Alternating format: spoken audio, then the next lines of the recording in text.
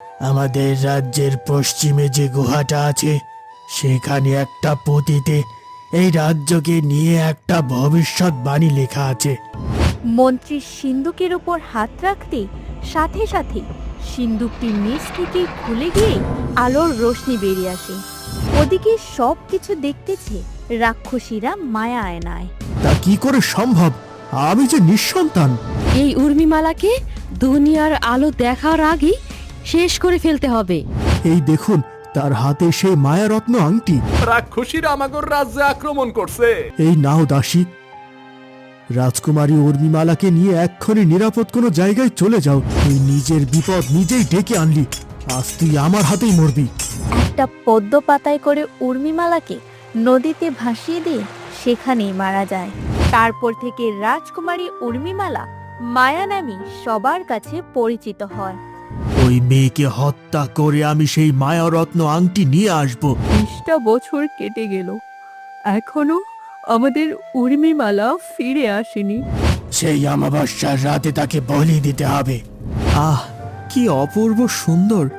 এমন রূপ আমি জীবনে কখনো দেখিনি। মায়ারত্ন আংটির সন্ধান। ঠিক তখনই একটা সুরক্ষা গোলক এসে তাদেরকে রক্ষা করে নেয়। আমার মনে হয় সেখানে মায়া ছিল।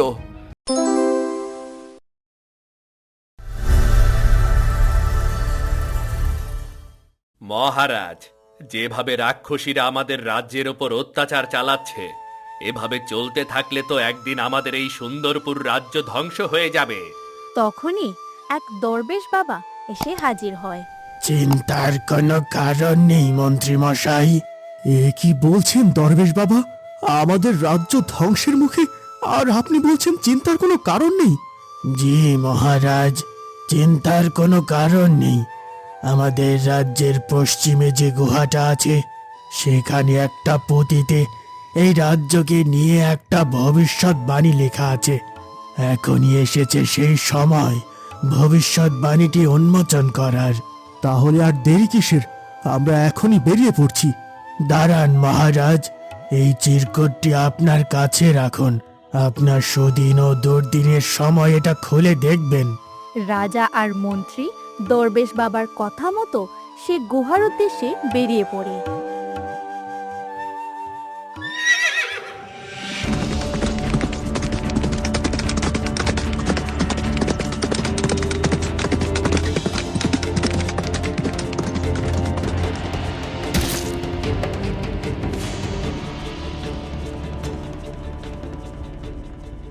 মহারাজ, জায়গাটা খুবই ভয়ঙ্কর। মনে হয় এর আগে অনেকেই এখানে এসে বেঁচে ফিরে যেতে পারেনি। মহামন্ত্রী, রাজ্য ও প্রজাদের কথা ভেবে হলেও এই ভবিষ্যৎবাণী আমাদের উন্মোচন করতেই হবে। তারা আরেকটু হাঁটার পরে একটা বড় সিন্দুক দেখতে পায়। মহারাজ, ওই দেখুন, একটা বিশাল বড় সিন্দুক। মনে হচ্ছে আমরা লক্ষ্যে পৌঁছে গেছি। মহামন্ত্রী, আপনি এক্ষুনি সিন্দুকটি উন্মোচন করুন। মন্ত্রী সিন্দুকের উপর হাত রাখতেই সাথে সাথে সিন্দুকটির নিচ থেকে খুলে গিয়ে আলোর রোশনি বেরিয়ে আসে। শুরু হয় ধমকা হাওয়া। রাজা বায়েজিদের কন্যা রাজকুমারী উর্মিমালা রক্ষা করবে এই সুন্দরপুর রাজ্যকে, ধ্বংস করবে পুরো রাক্ষস কুলকে। তার হাতে থাকবে এক শক্তিশালী মায়ারত্ন আংটি। ওদিকে সব কিছু দেখতেছে রাক্ষসীরা মায়া আয়নায়। শুনেছিস অন্তরা, শুনেছিস? ওই মনীষীর চা নাকি আমাদের রাক্ষস কুলকে ধ্বংস করবে। তুমি হাসতেছো মা? এই ভবিষ্যৎবাণী যদি সত্যি হয়ে যায় তাহলে আমাদের কি হবে? একবার ভেবে দেখেছো? ভবিষ্যৎবাণী কিন্তু কখনোই মিথ্যে হয় না। সত্যি তো, ওইভাবে তো ভেবে দেখিনি। এদিকে রাজা বায়জিৎ ভবিষ্যৎবাণীটি শুনে খুবই চিন্তিত হয়ে পড়ে। মহামন্ত্রী, তা কি করে সম্ভব? আমি যে নিঃসন্তান। মহারাজ, যেহেতু ভবিষ্যৎবাণী হয়েছে সেহেতু খুব দ্রুতই আমরা সুদিন দেখব। তখনই একজন প্রহরী এসে হাজির হয়। মহারাজ, রানী মায়ের ভীষণ প্রসব বেদনা উঠছে, আপনার এক্ষুনি রাজপ্রাসাদে ফিরতে হইব। খবরটি পাওয়া মাত্রই রাজা আর এক মুহূর্ত দেরি না করে রাজপ্রাসাদের উদ্দেশ্যে রওনা দেয়।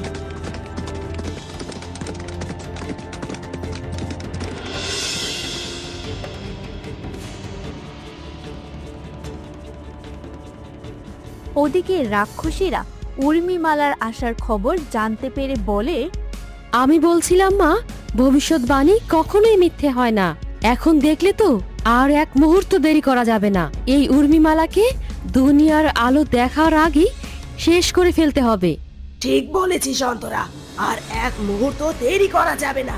এক্ষুনি ওই মনীষীর ছাটাকে শেষ করে ফেলতে হবে। রাক্ষসীরা আর দেরি না করে উর্মিমালাকে শেষ করার জন্য বেরিয়ে পড়ে। আর এদিকে রাজা ও মন্ত্রী প্রাসাদে ফিরে সোজা অন্দরমহলের ভেতরে চলে যায়। মহারাজ, আপনি এসেছেন। এই দেখুন, আমাদের সুন্দর একটা ফুটফুটে কন্যা সন্তান হয়েছে। দেখে কেমন যেন মনটা জুড়িয়ে যায়। মহামন্ত্রী দেখুন, ভবিষ্যৎবাণীতে যেভাবে বলা ছিল ঠিক তেমনি গুণ বিদ্যমান রয়েছে আমার কন্যার মধ্যে। এই দেখুন, তার হাতে সেই মায়ারত্ন আংটি। আজ থেকে ওর নাম উর্মিমালা। সেই সুন্দরপুর রাজ্যকে রাক্ষসদের হাত থেকে রক্ষা করবে। এমন সময় একজন প্রহরী এসে বলে, সর্বনাশ হয়ে গেছে মহারাজ, রাক্ষসীরা আমাগর রাজ্যে আক্রমণ করছে। জানতাম এমন কিছু একটা হবে। মহামন্ত্রী, আপনি এক্ষুনি আমাদের সৈন্যবাহিনী নিয়ে রাক্ষসীদের প্রতিহত করুন। যেমন আদেশ মহারাজ।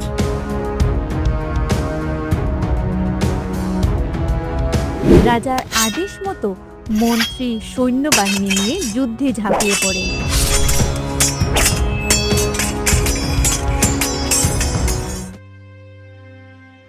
মহারাজ, এ কি হলো? আমাদের কন্যা আজকে পৃথিবীতে এলো, আর আজকেই রাক্ষসীরা আমাদের রাজ্য আক্রমণ করলো। এখন কি হবে মহারাজ? চিন্তা করো না রানী, আমাদের কন্যার কিছুই হবে না। তারপর রাজা ভবিষ্যৎবাণীর সমস্ত ঘটনা খুলে বলে।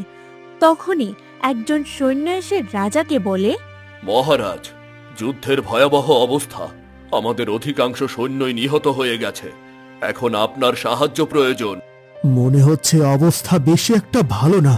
এই নাও দাসী, রাজকুমারী উর্মিমালাকে নিয়ে এক্ষুনি নিরাপদ কোনো জায়গায় চলে যাও। নিজের জীবন দিয়ে হলেও রাজকুমারীকে রক্ষা করবে। কিন্তু মহারাজ, আপনাদের কি হবে? আমাদেরকে নিয়ে ভাবতে হবে না, বেঁচে থাকলে দেখা হবে। তুমি এক্ষুনি রাজপ্রাসাদের পশ্চিমের গোপন দরজা দিয়ে বেরিয়ে পড়ো। রানী, তুমি এই কক্ষ থেকে কোথাও বের হবে না। চলো সৈন্য। রাজা বায়জিৎ যুদ্ধে অংশগ্রহণ করেই অনেক রাক্ষসকে হত্যা করে রাক্ষসী রানী অন্দরার সামনে চলে যায়। এই রাক্ষসী অন্তরা, তুই নিজের বিপদ নিজেই ডেকে আনলি। আজ তুই আমার হাতেই মরবি। তবে রে, তুই আমাকে মারবি? আয় তো দেখি তোর গায়ে কত জোর হয়েছে।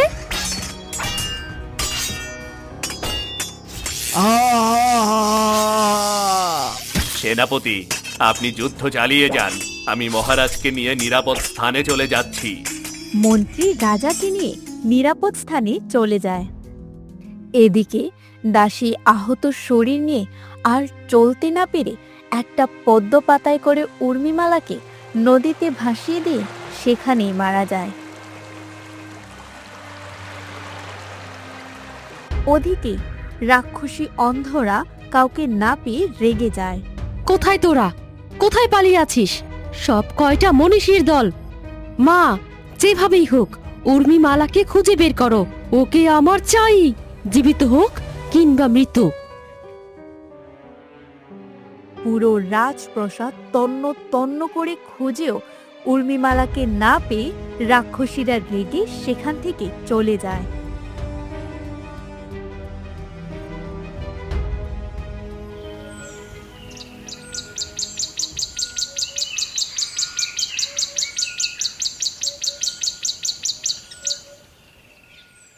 মহারাজ, আমার মেয়ে কোথায়? কোথায় আমার উর্মিমালা? চিন্তা করো না রানী, আমাদের মেয়ে যেখানে আছে ভালোই আছে। মহারাজ, দরবেশ বাবার দেওয়া সে চিরকুটটি বের করে দেখুন তো।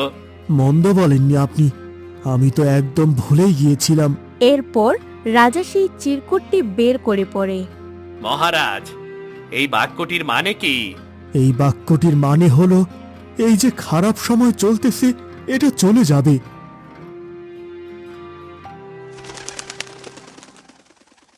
আজ সারাটা দিন ধইরা জঙ্গলে ঘুইরাও কোনো ভালা গাছ পাই নাই।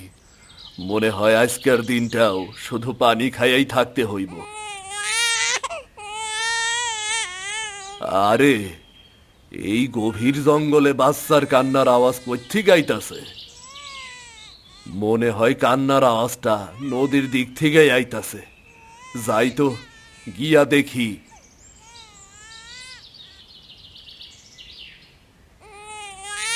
এইটা কি? এইখানে বাচ্চা এলো কোত্থেকে? ওরে তো এইখানে রাইখা যাওয়া ঠিক হইব না। আমি বরং ওরে আমার সাথেই নিয়ে যাই। কাঠুরি বাচ্চাটিকে সাথে করে বাড়িতে নিয়ে যায়। বাড়িতে যাওয়ার পর কাঠুরি তার স্ত্রীকে সব ঘটনা খুলে বলে। বাচ্চাটিকে পেয়ে তারা দুজন ভীষণ খুশি হয়, কারণ তারা ছিল নিঃসন্তান। বাচ্চাটির সৌন্দর্য আর মুখ ভরা মায়া দেখে তারা বাচ্চাটির নাম দেয় মায়া। তারপর থেকে রাজকুমারী উর্মিমালা মায়া নামে সবার কাছে পরিচিত হয়। কিছুদিন পর কাঠুরিও মারা যায়। তখন কাঠুরির স্ত্রী নিরুপায় হয়ে মানুষের বাড়িতে কাজ করে মায়াকে বড় করে। মায়া বড় হওয়ার পর রাজপ্রাসাদের মালিনীর কাজ পায়। কি রে মায়া, এসেছিস? যা, তাড়াতাড়ি গিয়ে রাজকুমারীর কক্ষটা ফুল দিয়ে সুন্দরভাবে সাজিয়ে ফেলতো।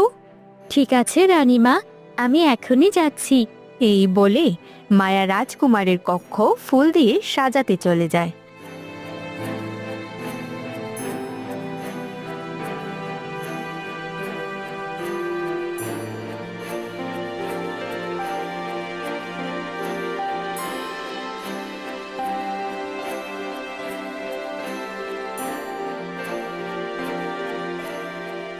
যাক, রাজকুমারীর কক্ষ ফুল দিয়ে সাজানো হয়ে গেল। আজ রাজকুমারীর কক্ষটা সত্যি খুব সুন্দর লাগছে। আমি যে শুধু রাজকুমারের কক্ষটাই মনের মতো করে সাজাই, কারণ আমি যে রাজকুমারকে বড্ড ভালোবাসি। তাকে এক নজর দেখার জন্য আমার মনটা সব সময় ছটফট করতে থাকে, শুধু একটা নজর। ঠিক তখনই রাজকুমার মোরাদ তার কক্ষে প্রবেশ করে। কিরে মায়া, আমার কক্ষটা ফুল দিয়ে সাজানো হয়েছে? হ্যাঁ রাজকুমার, আপনার কক্ষটা সাজানো হয়ে গেছে। দেখে বলুন তো, আজকের সাজানোটা কেমন হয়েছে?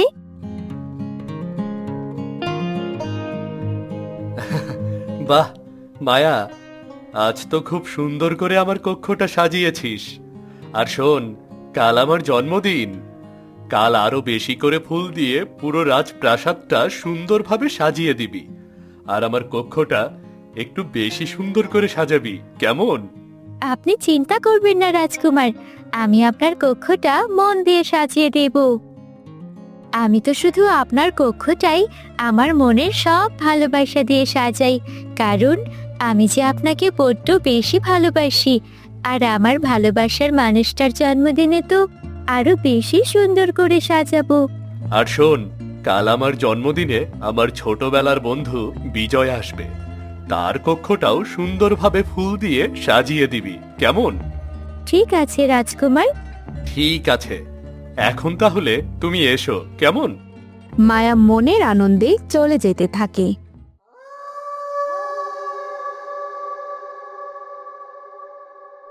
এই চণ্ডাল, আজ তুই সকল শর্ত পূরণ করতে পেরেছিস। যা, আজ থেকে তুই মুক্ত, স্বাধীনভাবে জীবন কাটাতে পারবি। তবে মনে রাখিস, এখনো তুই পূর্ণ শক্তি ফিরে পাসনি। হে অশুভ শক্তি, আমাকে বলুন, আমি কিভাবে আমার পূর্ণ শক্তি আবার ফিরে পেতে পারি? একটা উপায় আছে, যার মাধ্যমে তুই তোর পূর্ণ শক্তি আবার পেতে পারিস, কিন্তু কাজটা এতটা সহজ নয়। হে অদৃশ্য শক্তি, আমাকে বলুন, আমি যে কোনো শর্তে রাজি আছি। যে কোনো কিছুর মূল্যে আমি আমার পূর্ণ শক্তি ফিরে পেতে চাই। শোন তাহলে, তোর পূর্ণ শক্তি ফিরে পেতে হলে তোকে আনতে হবে সেই মায়ারত্ন আংটি, যা রয়েছে এক অজানা মেয়ের কাছে। তাহলে বলুন আমাকে, ওই মেয়ে কোথায় আছে, আর আমি কিভাবেই বা ওই মেয়েকে খুঁজে পাবো? এদিকে রাজপ্রাসাদের কাজ শেষ করে মায়া মনের আনন্দে বাড়ি ফিরছিল। ঠিক তখনই তার সামনে রতন ব্যবসায়ীর ছেলে শুভ এসে দাঁড়ায়। কি হলো, আপনি আমার পথ আটকে দাঁড়ালেন কেন? পথ ছাড়ুন আমার। আরে মায়া, তুমি এত রাগ করছো কেন? আমি তো তোমার কোনো ক্ষতি করব না। আমি শুধু তোমাকে দেখে তোমার সাথে একটু কথা বলার জন্য এসেছি। কেন? আপনার সাথে আমি কেন কথা বলবো? পথ ছাড়ুন বলছি। আরে, তুমি এত রাগ করছো কেন মায়া? বলছি, আমাকে একটু ভালোবাসা যায় না? আমি তোমার জন্য সব কিছু করতে পারবো। ওদিকে অদৃশ্য শক্তি ছন্ডালকে বলে, শোন তাহলে, আমি সরাসরি বলতে পারবো না ওই মেয়েটি কোথায় আছে, তবে আমি তার কিছু বৈশিষ্ট্য বলে দিচ্ছি, যার দিকে একবার তাকালে মানুষ আর চোখ ফেরাতে পারে না। যার চোখের চাহনিতে এমন মায়া থাকবে যে মানুষ সেই চাহনির জালে একবার জড়িয়ে যাবে, সে আর কখনো তাকে ভুলতে পারবে না। তার থাকবে ঘন কালো লম্বা কেশ, যেন রাতের আধারে ছড়িয়ে থাকা চাঁদের ছায়া। আর তার বাম হাতে থাকবে সেই মায়ারত্ন আংটি, যার জ্যোতিতে চিনে নেওয়া যাবে তাকে সকলের মধ্যে এক নজরে। তাহলে আর অপেক্ষা কিসের? আমি এক্ষুনি যাচ্ছি, আর যে করেই হোক ওই মেয়েকে হত্যা করে আমি সেই মায়ারত্ন আংটি নিয়ে আসব। সাবধান চণ্ডাল, সাবধান! ভুলেও এ কাজ করতে যাবি না, তাহলে ওই মায়ারত্ন আংটির এক ঝলকেই তোর মৃত্যু ঘটবে।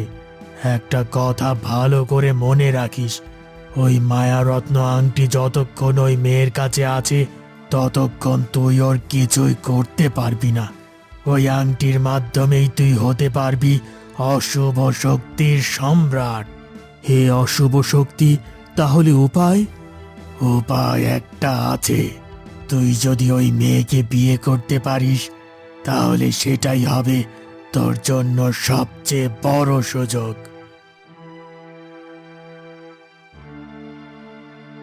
এদিকে জাদু করার অদৃশ্য শক্তির সকল পরিকল্পনা দেখছে রাক্ষসীরা মায়া আয়নায়। দেখুন মা, দেখুন, ভালো করে দেখুন। সে মুক্তি পেতে না পেতেই মায়ারত্ন আংটি নিয়ে অমর হতে চায়। আর সে যদি একবার ওই মায়ারত্ন আংটি পেয়ে যায়, তাহলে আমাদের রাক্ষসকুল ধ্বংস করে দেবে। না না, এটা কিছুতেই হতে দেওয়া যাবে না। রাজা বাইজিদের সাথে এমনিতেও তো যুদ্ধ করে আসেনি, এখন সময় এসেছে জাদুকর ছন্ডালকে অস্ত্র বানিয়ে রাজকুমারী উর্মিমালার হাত থেকে ওই মালা রত্ন আংটিটি হাসিল করার।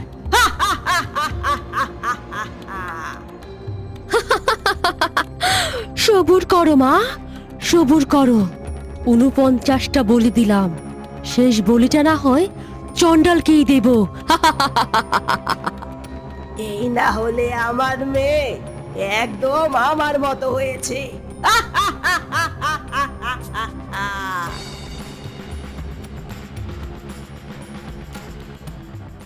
এদিকে মায়া রেগে গিয়ে বলে, আমি বলছি আমার পথ ছাড়ুন, আর আপনাকে আমি কখনোই ভালোবাসতে পারবো না। এখন আমার পথ ছাড়ুন, আমাকে বাড়ি যেতে হবে। তুমি আমাকে যতই অবহেলা করো না কেন মায়া, আমি তোমাকে এইভাবেই পাগলের মতো ভালোবেসে যাব। আমি তোমাকে অনেক ভালোবাসি মায়া, আমি তোমাকে অনেক ভালোবাসি। আমি আপনাকে কিভাবে বোঝাই শুভ ভাইয়া? আমি আপনাকে কখনোই ভালোবাসতে পারবো না। এই মন তো অনেক আগেই হারিয়ে গেছে আমার প্রিয় রাজকুমার মুরাদের কাছে।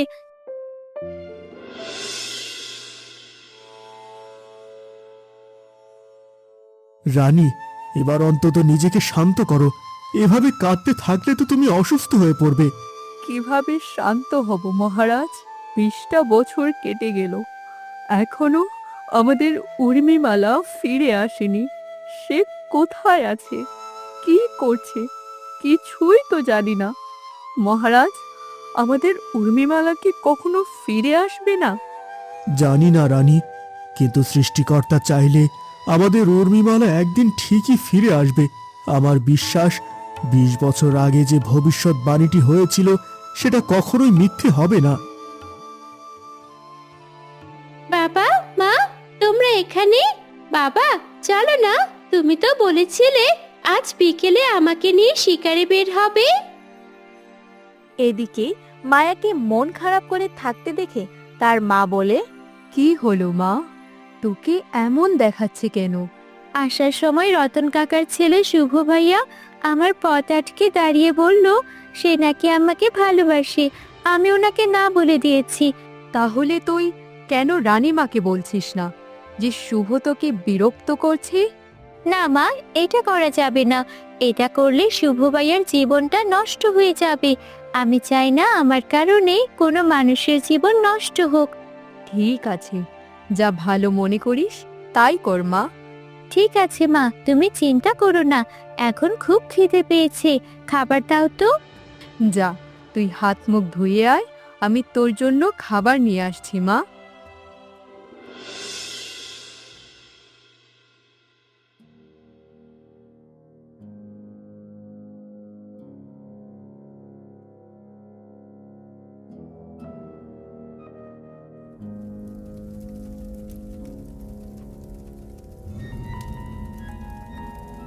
হে রাক্ষস গুরু, আমি 49টা বলি সম্পূর্ণ করেছি। শোন অন্তরা, 49টা বলি যেভাবে দিয়েছিস, শেষ বলিটা সেভাবে দেওয়া যাবে না। এই বলিটা হলো মহাবলি। হে রাক্ষস গুরু, তাহলে আমাকে বলুন কিভাবে শেষ বলিটা সম্পূর্ণ করব। এই মহাবলির জন্য তোকে 17 বছরের এক যুবতী মেয়েকে এনে 1 বছর খুব যত্ন সহকারে বড় করতে হবে। যখন তার বয়স 18 বছর পূর্ণ হবে, সেই অমাবস্যার রাতে তাকে বলি দিতে হবে। যদি ঠিকভাবে এই বলি সম্পন্ন করতে পারিস, তাহলে তোর শক্তি 1000 গুণ বেড়ে যাবে। হে রাক্ষস গুরু, আমরা সেই মেয়েটাকে কোথায় পাবো? ওই মেয়ের সন্ধান তোকে মায়া আয়না দিবে।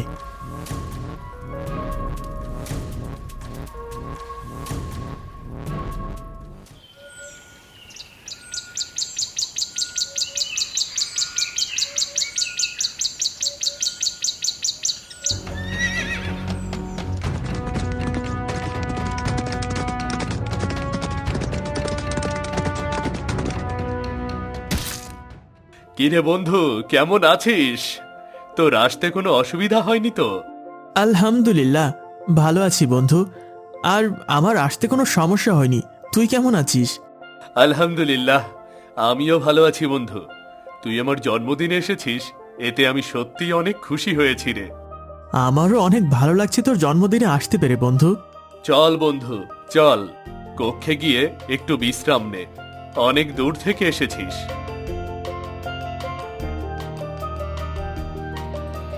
এদিকে মায়া রাজকুমার বিজয়ের কক্ষটা সাজাতে থাকে। যাক, রাজকুমার বিজয়ের কক্ষটাও ফুল দিয়ে সাজানো হয়ে গেল। যাই, এখন বরং রাজপ্রাসাদটা সাজিয়ে ফেলি।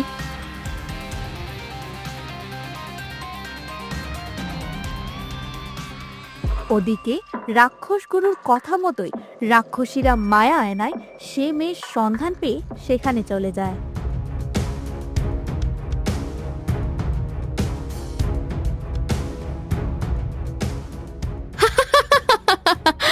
এটাই তো সেই মেয়ে যাকে মায়া আয়না দেখিয়েছিল। আর দেরি নয়, ওকে এক্ষুনি তুলে নিয়ে আসি। এ কি, এই রাক্ষসী মিষ্টির দিকে জাদু করলো কেন? আমাকে এখনই মিষ্টিকে বাঁচাতে হবে।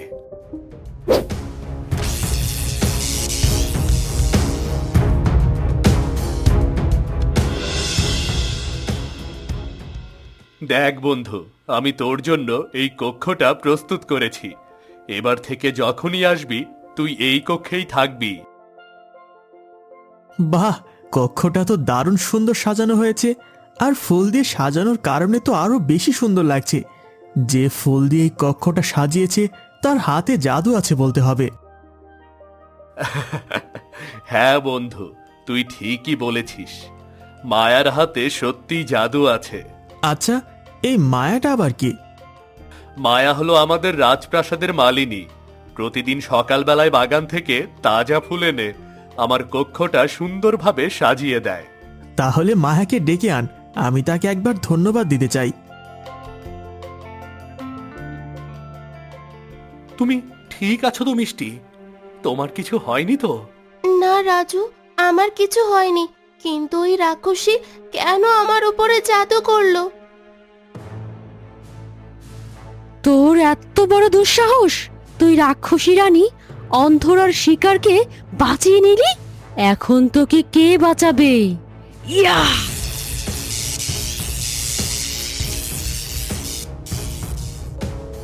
এ কি রাজু, তোমার কি হলো?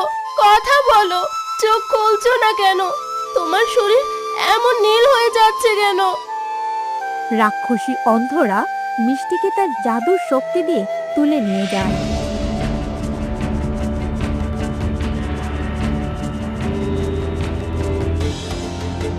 এদিকে মোরা দাসীকে দিয়ে মায়াকে ডেকে নিয়ে আসে। আহ, কি অপূর্ব সুন্দর! এমন রূপ আমি জীবনে কখনো দেখিনি। এই তো আমার স্বপ্নের রাজকুমারী। এই সেই চোখ, যে চোখে হাজারো গল্প লুকানো। এই সেই হাসি, যা হৃদয়ের গভীরতাকে ছুঁয়ে যায়। অবশেষে আমি আমার স্বপ্নের রাজকুমারীকে খুঁজে পেয়েছি। হ্যাঁ রাজকুমার, আমাকে ডেকেছিলেন বুঝি? হ্যাঁ মায়া, তোমাকে ডেকেছিলাম। বন্ধু, এই হলো সেই মায়া। তোমাকে অনেক অনেক ধন্যবাদ মায়া, আমার কক্ষটা এত সুন্দরভাবে সাজানোর জন্য। না রাজকুমার, এভাবে বলবেন না, এটা তো আমার কর্তব্য। সত্যি, মেয়েটা দেখতে যতটা সুন্দর, তার মনটা তার চাইতেও বেশি সুন্দর।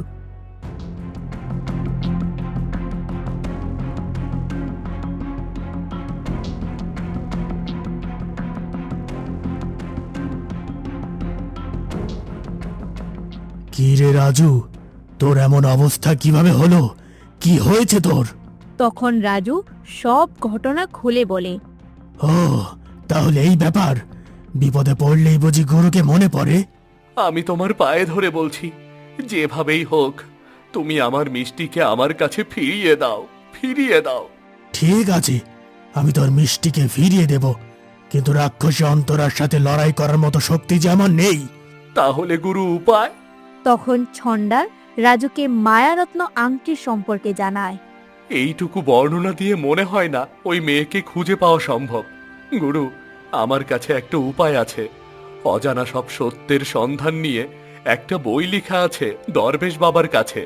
আপনি চাইলে আমি বইটি নিয়ে আসতে পারি। কিন্তু দরবেশ বাবা কি আমাদের বইটি দেবে? তা নিয়ে আপনাকে চিন্তা করতে হবে না, বই আনার দায়িত্ব আমার। এদিকে বিজয় চুপ করে থাকায় মোরাদ বলে।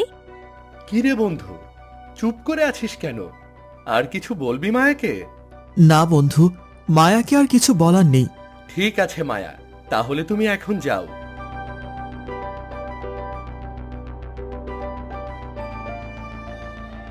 ওদিকে রাক্ষসী অন্ধরা মিষ্টিকে তুলে এনে একটা কক্ষে বন্দি করে রাখে।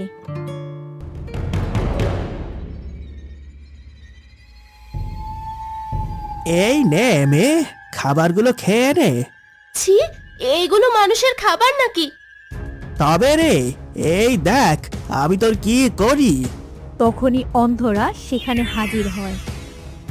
সব কয়টা অপদার্থের দল, কিভাবে খাওয়াতে হয় তাও জানিস না।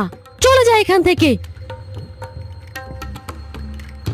এদিকে বিজয় মায়াকে আরেকটি নজর দেখার জন্য ছটফট করতে থাকে। মায়াকে দেখার পর থেকে আমি যে তাকে ছাড়া আর কিছুই ভাবতে পারছি না। তার চোখ, তার হাসি যেন আমার মনে আগুন ধরিয়ে দিয়েছে। তাকে আবার এক নজর দেখার জন্য আমার মনটা ছটফট করছে। কিভাবে যে তার সাথে আবার দেখা করি? হ্যাঁ, উপায় পেয়েছি। দাসী, এদিকে আসো তো। আদেশ করুন রাজকুমার। যাও, মায়াকে গিয়ে বলো আমি তাকে ডেকেছি। যেমন আদেশ রাজকুমার।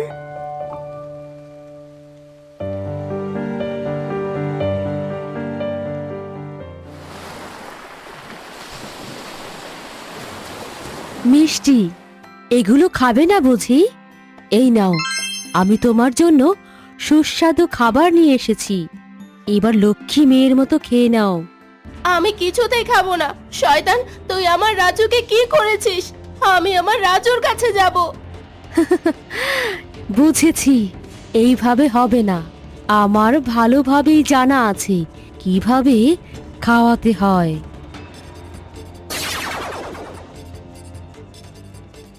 রাজু, আমার রাজু, তুমি আমাকে ছেড়ে দাও। আমি আমার রাজুর কাছে যাব। রাজু! রাজুর জন্য খুব কষ্ট হচ্ছে বুঝি? যদি রাজুর ভালো চাও তাহলে এক্ষুনি খাবারগুলো খেয়ে নাও। এরপর মিষ্টি নিরুপায় হয়ে খাবার খেয়ে নেয়। এদিকে দাসী মায়াকে নিয়ে আসে। রাজকুমার, আপনি আমাকে ডেকেছিলেন? আহ, কি সুন্দর! দেখলেই মন জুড়িয়ে যায়। রাজকুমার, আপনি আমাকে ডেকেছিলেন? ওহ, আমি দুঃখিত, অন্যমনস্ক হয়ে গিয়েছিলাম। তুমি কিছু মনে করো না মায়া। ছি ছি, এসব কি বলছেন? আমি কেন কিছু মনে করব? এখন বলুন, আপনার জন্য আমি কি করতে পারি? আজ বিকেলে তোমার কি একটু সময় হবে? তোমাদের রাজ্যের কিছু সুন্দর জায়গা দেখতে ইচ্ছে করছে। ভেবেছিলাম মুরাদকে বলবো, কিন্তু সে তো সবসময় ব্যস্ত থাকে, তাই ওকে বিরক্ত করতে চাইছি না। তুমি যদি রাজি থাকো তাহলে তোমাকেই সঙ্গে নিয়ে ভ্রমণে বের হব। এটা তো খুশির খবর রাজকুমার। আপনি আমাদের রাজ্যের সুন্দর সুন্দর জায়গাগুলো দেখতে যাবেন। আমি অবশ্যই আপনাকে নিয়ে যাব। তবে রাজকুমার, একটা কথা ছিল আমার। কি কথা বলো? বলছিলাম কি, আমি আমার বান্ধবীকে বলেছিলাম আজ বিকেলে ওকে নিয়ে একটু ঘুরতে বের হব। এখন আপনি যদি বলেন তাহলে তাকেও আমাদের সঙ্গে নিয়ে যেতে চাই। তাহলে তো আরো ভালো, আমাদের ভ্রমণের সঙ্গী একজন বেড়ে গেল। তুমি বরং ওকেও সঙ্গে নিয়ে এসো, আমরা সবাই মিলে একসাথে যাব। অনেক ধন্যবাদ রাজকুমার। ঠিক আছে, এখন তাহলে তুমি আসো।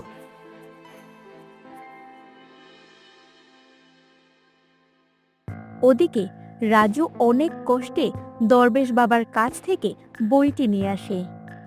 গুরু, আমি আমার দেওয়া কথা রেখেছি। এই দেখুন, বই নিয়ে এসেছি। আমি তো ভাবতেই পারিনি তুই বইটা নিয়ে আসতে পারবি। এতদিন পর একটা কাজের মতো কাজ করলি।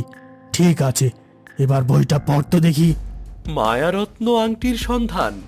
গুরু, মনে হয় আমরা পেয়ে গেছি। কথা না বাড়িয়ে তাড়াতাড়ি পড়া শুরু কর। তারপর তারা বইটি পড়ে মায়ারত্ন আংটির সম্পর্কে সব কিছু জানতে পারে। রাজু, এতটুকুতেই চলবে। এখন চল তাড়াতাড়ি মুরাদনগর। ছন্দাল ও রাজু আর এক মুহূর্ত দেরি না করে মুরাদনগরের উদ্দেশ্যে বেরিয়ে পড়ে। এদিকে বিজয় মায়া ও সখীকে নিয়ে ভ্রমণে বের হয়। সত্যি অপূর্ব সুন্দর। হ্যাঁ রাজকুমার, সত্যি ফুলগুলো অপূর্ব সুন্দর। আমি আপনার জন্য কিছু ফুল নিয়ে আসি। না মায়া, ফুল গাছেতেই সুন্দর, ঠিক তোমার মতো। কি বললেন? বলেছি ফুল গাছেতেই সুন্দর, ফুল ছাড়ার দরকার নেই। ও বুঝেছি, আমি হয়তো ভুল শুনেছিলাম। রাজকুমার, আমরা তাহলে ওই জঙ্গলের ভেতরে যাই। ওখানকার পরিবেশটা বিকেলবেলা খুব সুন্দর দেখায়। ঠিক আছে, চলো তাহলে। মায়ার কথা মতো সবাই জঙ্গলের পথে হাঁটতে থাকে। এদিকে ছন্দাল আর রাজু মায়াকে খুঁজতে থাকে। এভাবে খুঁজতে থাকলে তো মনে হয় না আমরা মায়াকে কোনোদিনই খুঁজে পাবো। কেন রাজু? কারণ আমরা মানুষের সাথে মিশতে পারছি না। এভাবে দূর থেকে খুঁজতে থাকলে কোনো দিনই আমরা মায়াকে পাবো না। রাজু, তাহলে এখন কি করব? আমরা যদি সাধারণ মানুষের সাথে মিশতে পারি তাহলে আমরা খুব তাড়াতাড়ি মায়াকে খুঁজে পাবো। এদিকে মায়াদের চলার পথে কিছু অশুভ আত্মা ধ্যানে মগ্ন ছিল। মায়াদের সে পথ দিয়ে চলার কারণে অশুভ আত্মাদের ধ্যান ভঙ্গ হয়। কে রে, তোদের এত বড় দুঃসাহস! তোরা আমাদের ধ্যান ভঙ্গ করিস, তবে দেখ তোদের কি হাল করি। এই বলে অশুভ আত্মারা মায়াদের দিকে আগুনের গোলা ছুড়ে মারে। ঠিক তখনই একটা সুরক্ষা গোলক এসে তাদেরকে রক্ষা করে নেয়। এটা কি হলো রে চেলা? তাদের যে কিছুই হচ্ছে না। আমাদের শক্তি একসাথে করে ওদেরকে আবার আক্রমণ কর।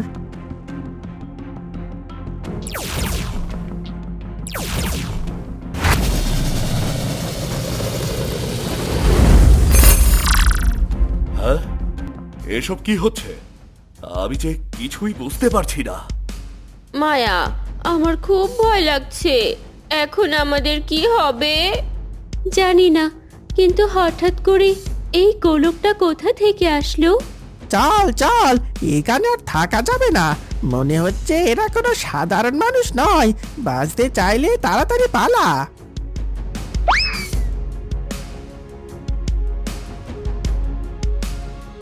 ওদিকে ছন্ডালার রাজু মায়াকে নিয়ে কথা বলতে বলতে হাঁটতেছিল। তখনই চেলা বেলার উপর রাজুর চোখ পড়ল। গুরু, ওই দেখো, রাক্ষসটা উড়ে যাচ্ছে। ওদের কিছু একটা করো। আরে, এরা তো চেলাবেলা, কিন্তু এরা এইভাবে পালাচ্ছে কেন? ওই চেলাবেলা, তোরা এইভাবে পালাচ্ছিস কেন? আরে চন্ডাল গুরু, আপনি এখানে? সেটা বড় কথা নয়, তোরা এইভাবে পালাচ্ছিস কেন? তখন চেলাবেলা সব ঘটনা খুলে বলে। আমার মনে হয় সেখানে মায়া ছিল, কারণ আমি এতগুলো বছর ধরে এই রাজ্যে আছি। আমার জানা মতে এমন অসাধারণ ক্ষমতার অধিকারী কেউ নেই। আমারও তো তাই মনে হচ্ছে। চেলাবেলা, ওরা কোথায়? আমাকে সেখানে এক্ষুনি নিয়ে চল। বন্ধুরা, এরপর কি হতে যাচ্ছে তা দেখবো আমরা পরের পর্বে। আমাদের আজকের পর্বটি কেমন হয়েছে তা অবশ্যই কমেন্ট করে জানাবেন।